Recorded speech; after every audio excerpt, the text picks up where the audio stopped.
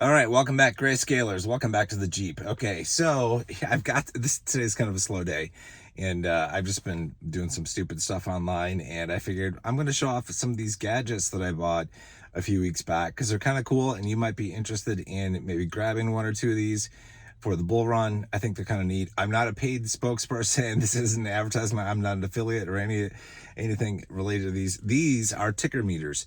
So they allow you to display the current price of trust, like the Grayscale Trust or a crypto, native crypto or a stock or ETF.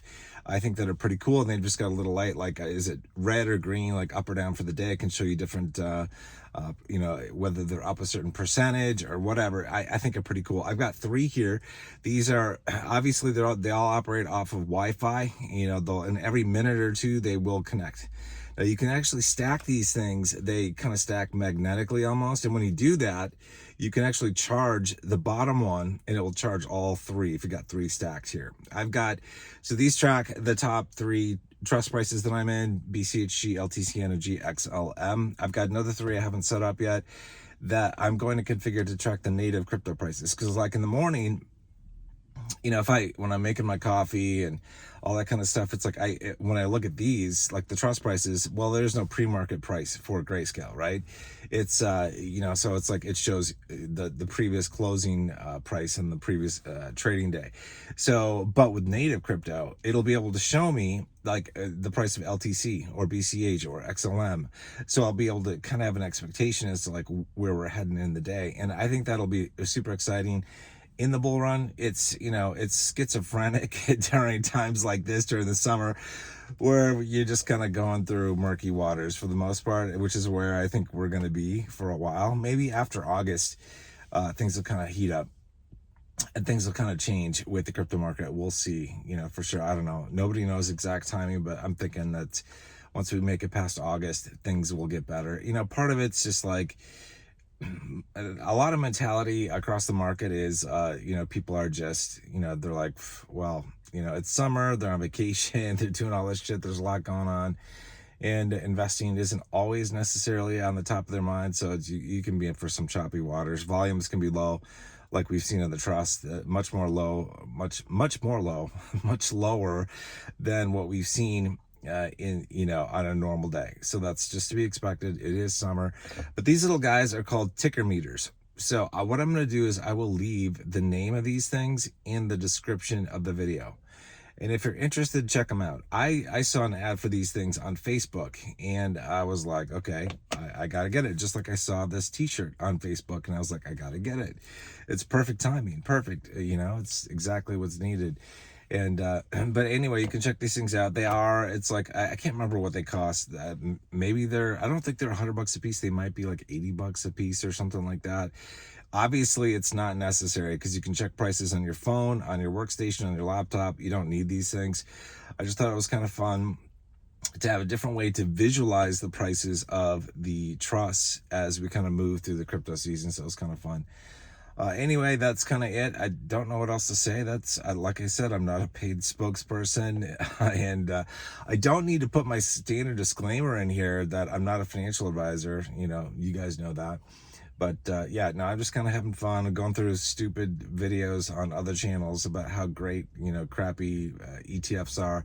And I'm just kind of having fun with that, just seeing, what their justification is for getting into things that aren't that great. That's it for me. I'm doing a whole bunch of planning, and you might want to do this too. Like, I should just say this, like, Grayscale is going to allow you to magnify your portfolio pretty significantly, and it might be worthwhile taking some time now to kind of pre-plan what you're going to do and where you're going to go. What are you going to rotate into, right? And so it's like I've kind of picked for right now, like what the high yield ETFs are that I am most likely to go into. That's subject to change. Again, I've got like probably 6 months to go before I'm even starting to do that.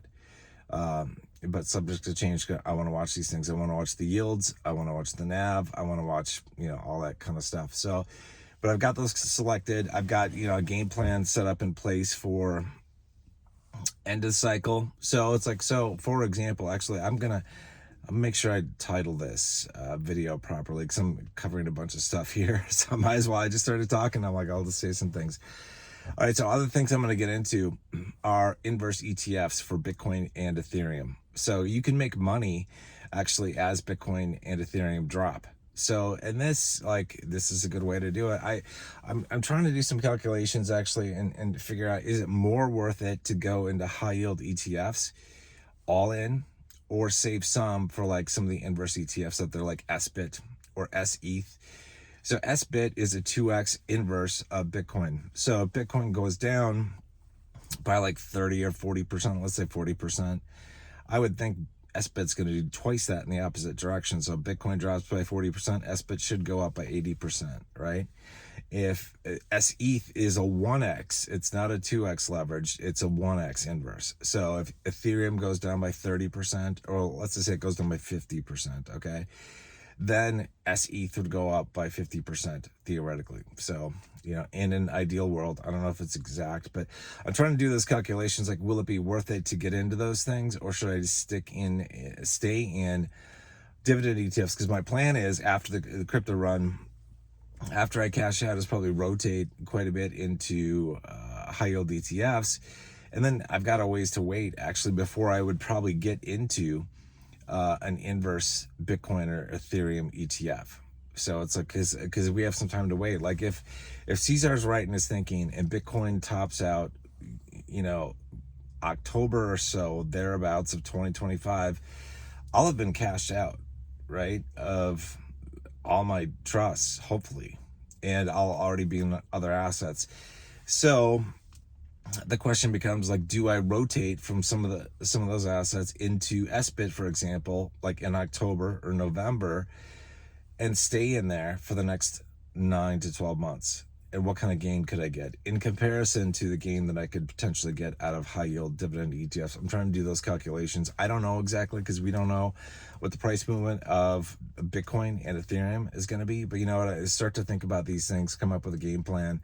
Because I mean, that's a pretty, like, if you do SETH and you get a 2x inverse, Ethereum is probably, from its high point, I don't know when Ethereum's going to hit its high point, but from its high point, I would imagine it would drop by like 50%, a little bit more. I haven't looked at the chart of Ethereum in a while, but it seems to me, just off the top of my head, that's kind of what it was. So if you've got if you've got that situation where it's dropping 50%, you can gain 50% on SETH, which is pretty nice, you know. Not bad. And then once you get that, rotate either back out into high yield ETFs, for example, in my case, or back into crypto assets like Grayscale or whatever, because that's about the time when things would be getting good, when everything just hits rock bottom. Bitcoin, Ethereum, all that kind of stuff. So that's a good signal to, you know, that it might be a good time to get back in. All right. Enough of that. That was like the serious talk about investing. This is supposed to be like a fun talk about the ticker meters. So let's just focus on that. Okay, let's just focus on that. Hope you guys are doing well. And again, happy 4th of July, a couple days early. It's the 2nd of July right now. I don't know how many videos I'll be doing between now and then. I might do one on the 4th. We'll see. But hope you guys are doing well. And I'll see you guys soon. And if you want one of these t-shirts, I can't remember where I got it. It was advertised to me on Facebook. But I'm sure if you just do a Google search, you'll find it. So, all right, see you guys soon. Take care.